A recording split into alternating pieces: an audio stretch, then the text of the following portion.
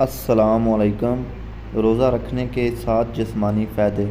Number 1، روزہ آپ کے جسم میں موجود چربی کو کم کرنے میں مدد دیتا ہے اور وزن میں کمی کو فروغ دیتا ہے۔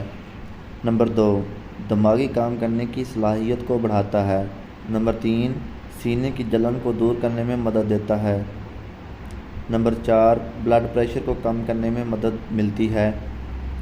نمبر 5، شوگر لیول کو کنٹرول کرنے میں اہم کردار ادا کرتا ہے۔ نمبر 6، نظام انہضام کو بہتر بنانے میں مددگار ہے۔ نمبر 7، روزہ رکھنے سے عمر میں برکت ہوتی ہے۔